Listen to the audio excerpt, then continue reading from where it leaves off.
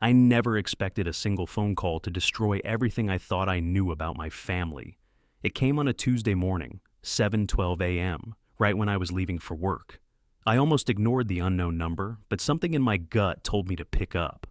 "Is this Daniel Ward?" a man asked. His voice was formal, steady, too steady. "Yes. Who's asking?" "My name is Jonathan Pierce. I represent the estate of Mr. Leonard Ward, your uncle." I froze. I didn't have an uncle. At least, that's what my parents always told me. Before I could speak, the man continued.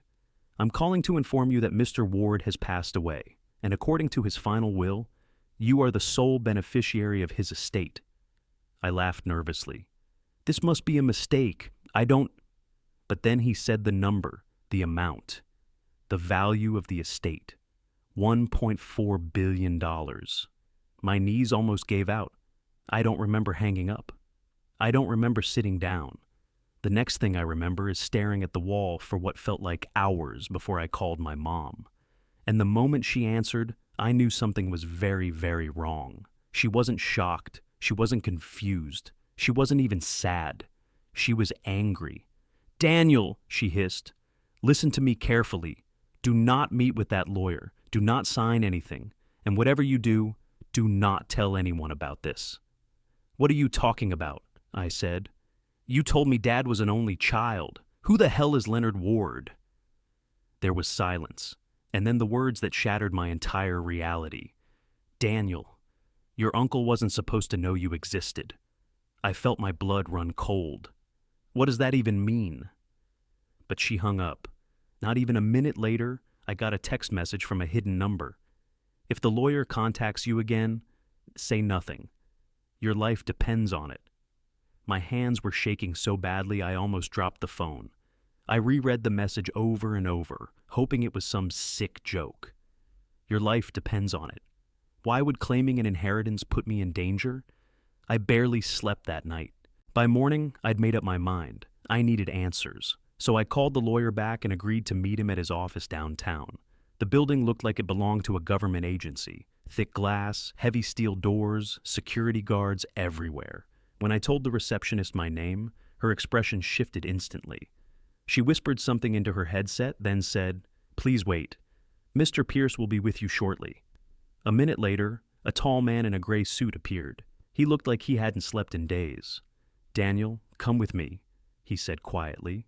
He escorted me into a private conference room, locked the door, and lowered the blinds. That's when I realized this wasn't a normal inheritance meeting. Pierce slid a thick envelope across the table. "Everything your uncle left for you is inside, but before you open it, you need to understand the truth." I swallowed hard. "The truth about what?" "About your family," he said, "and why they lied to you." He opened a file and pulled out an old photograph. Two men standing side by side. One I recognized as my father. The other looked exactly like him, but older, sharper, with an intensity in his eyes that made my skin crawl. "That's Leonard," Pierce said. "Your father's older brother. They were once business partners, brilliant, ruthless, unstoppable, until a disagreement tore the family apart." "What kind of disagreement?" I asked. Pierce hesitated. Then he said the one word I least expected: murder. I felt the air leave my lungs.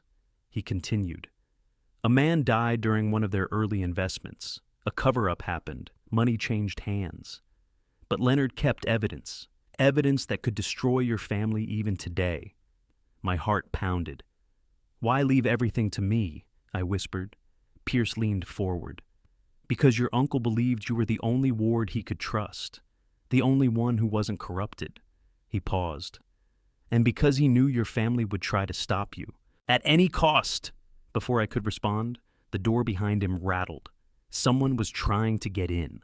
The doorknob jerked violently, once, twice, like someone was trying to rip it off the frame. Pierce's eyes widened. "They aren't supposed to know you're here?" he whispered. "They?" Before I could ask, he motioned for me to stay silent. He reached under the table and pressed a small button. Somewhere in the ceiling, a soft buzzing started. Security protocol of some kind. The rattling stopped. For a moment, everything was silent. Then a voice on the other side of the door said, "Daniel, Open up.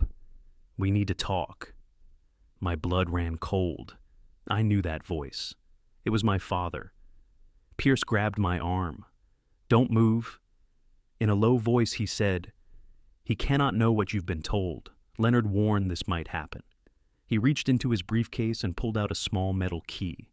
"This opens a safety vault in the basement of this building. Your uncle stored the evidence there. Documents, recordings, things your father would kill to destroy." My stomach twisted. "Why me?" I whispered. "Why drag me into this?" Pierce looked at me with something like pity. "Because you were the only blood relative Leonard trusted, and because he believed you deserved the truth about who you really are." The pounding on the door returned, much harder, shaking the entire frame. "Daniel!" my father shouted. "If you're in there, open this damn door!" Pierce shoved the key into my palm. "You need to leave now. Use the back hallway. Take the elevator to the basement. Whatever happens, don't stop, don't talk to anyone, and don't go home." "What about you?" I asked. He gave a tight, resigned smile. "I'll distract him, long enough for you to get what you need." Before I could protest, he unlocked a hidden panel in the wall, revealing a narrow service corridor. "Go," he whispered. "Now." Reluctantly, I stepped inside. The panel closed behind me, swallowing the room and Pierce into darkness. As I started down the dim hallway, I could still hear my father's voice roaring behind the wall. "Daniel, you're making a mistake you won't survive." And then, a deafening crash. It sounded like the door finally gave in. The hallway was narrow, barely lit by flickering maintenance bulbs. Every step echoed, and every echo made my heart race faster. I kept replaying the sound of the door crashing open behind me, wondering what my father would do to Pierce, and what he would do to me if he caught up. At the end of the hallway, I found a rusty elevator with a sign, "Authorized personnel only." I pressed the button. Nothing. I pressed it again, harder, and this time, the old machinery groaned to life. The elevator doors opened reluctantly, like they hated being disturbed. I stepped inside and jabbed the button labeled B3 Secure Storage. As the doors slid shut, I saw something that made my stomach drop. A shadow moved at the far end of the hallway. A tall figure, moving quickly, toward me. The doors closed just in time. The elevator lurched downward, lights flickering as it descended deeper underground. My hand tightened around the metal key. I didn't even know what I was about to see, only that Leonard believed it was worth billions, and worth killing for. The elevator stopped with a heavy thud. Basement level 3. When the doors opened, I stepped into a silent, freezing corridor lined with vault doors. Each one was marked with a number and a last name. And then I saw it, Ward. Vault 11. The key fit perfectly. When I turned it, the massive door released with a cold metallic click. Inside, instead of stacks of paper or cash, there was a single black lockbox and a sealed envelope with my name printed on it in bold handwriting. My pulse hammered as I opened the envelope. Inside was a letter. I unfolded it with trembling hands. "Daniel, if you're reading this, then I am dead, and your father has already begun looking for you. Everything you were told about our family is a lie. I didn't leave you my fortune out of kindness. I left it to protect you, because the moment you learn the truth, you become their next target." His footsteps echoed against the concrete walls, slow, steady, almost casual, but there was another set behind him, heavier, more methodical, like someone trained to move quietly, but not quite quiet enough. Security, or worse, private contractors. I grabbed the lockbox, stuffed the letter into my jacket, and slipped behind the open vault door, pressing myself against the cold steel. "Daniel," my father's voice called out, calm as a surgeon. "I know you're scared. I know you think you're doing the right thing, but you're about to make the biggest mistake of your life." The footsteps grew louder. "You never should have come here alone." I held my breath. The corridor lights buzzed overhead. My father's shadow stretched across the floor. Then I saw him, standing only a few feet away, dressed in a dark suit, expression hard as granite. His eyes scanned the vault doors one by one. Behind him stood a man built like a refrigerator with arms, stone-faced, wearing a tactical vest, a hired enforcer. My father continued, Leonard fed you lies to turn you against your own family. He was a paranoid old man. He kept imagining conspiracies, enemies, plots. There was nothing to protect you from. A pause. His tone sharpened. Unless you believe his nonsense, and then you become a threat. The enforcer stepped forward, checking vaults one by one. Vault 9, Vault 10, Vault 11. Mine was next. I glanced at the narrow maintenance hatch on the opposite wall, a vent barely big enough for a person to fit through. The lockbox was too large. I had to choose, keep the box or escape with the evidence in the letter. My father's voice grew closer. Daniel! I won't ask again. Come out now. I made my decision. I slid the letter into my jacket, set the lockbox gently on the floor, and sprinted toward the vent. The metal cover screeched as I ripped it open. The enforcer shouted, Sir, he's here! I dove into the vent just as my father lunged forward. Daniel! His hand brushed my shoe. He missed by inches. I crawled as fast as I could, hearing him shout orders behind me. Don't let him get out of this building alive! Suddenly, a gunshot blasted through the vent. Metal sparked around me. 1 shot, 2, 3. They were trying to kill me. And then, the floor vent ahead of me burst open. 2 hands reached in, grabbed my jacket, and yanked me out of the duct. I prepared to fight, kicking, punching, scrambling, but the person who caught me whispered, Quiet, I'm here to help you. Your uncle sent me. For a split second, I thought I misheard. Someone my uncle sent? Leonard had been dead for weeks. How could he send anyone? The person who pulled me from the vent was a woman in her 30s, dressed like a regular office employee, but her eyes were sharp, alert, trained. She wasn't some random worker. She grabbed my wrist. We don't have time. Move. Gunshots echoed behind us in the ventilation shaft. My father's enforcer was still firing blindly through the metal.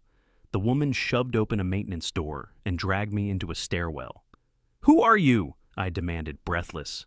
Name's Harper, she said. Your uncle hired me months ago. He knew this day would come. My father? He's trying to kill me. Harper didn't even flinch.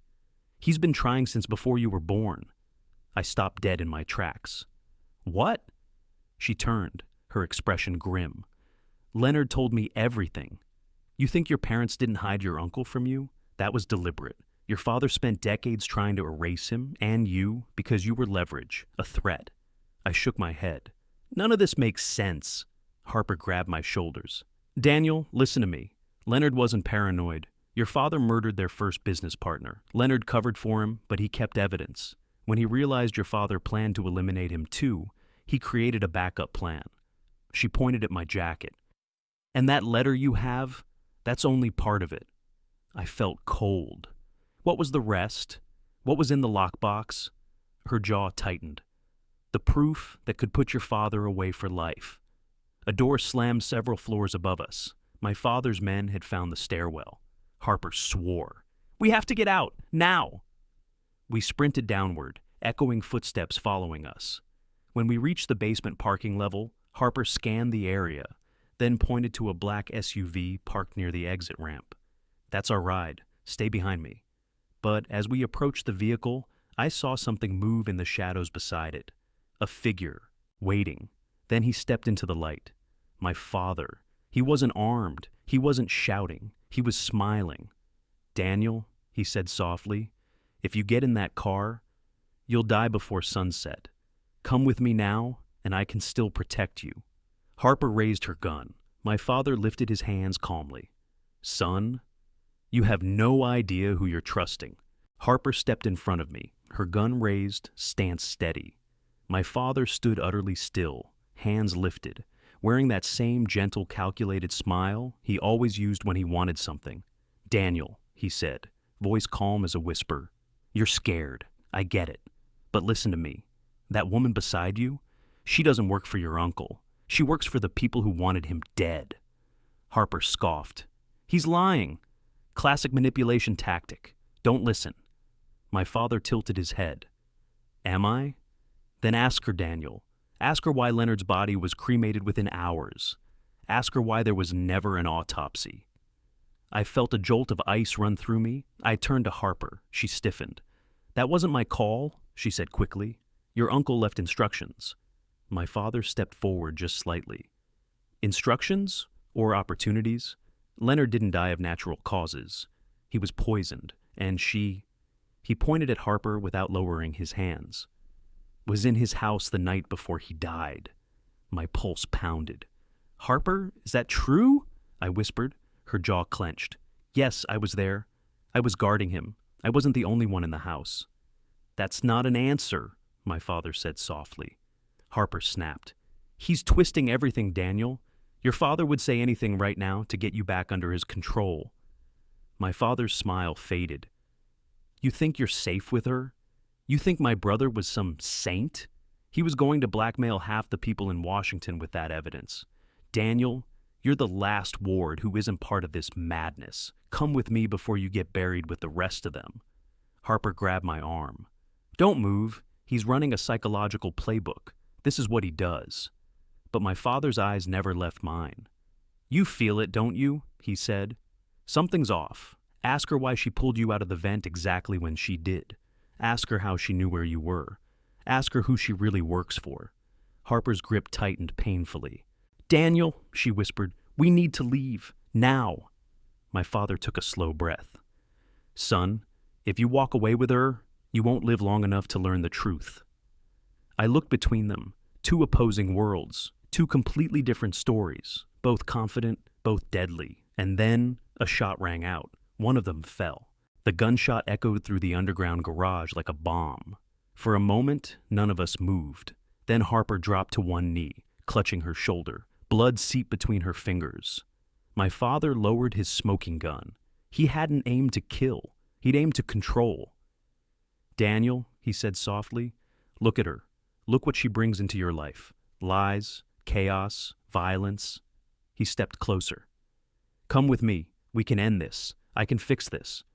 Harper gritted her teeth, raising her gun again with trembling hands. Don't trust him.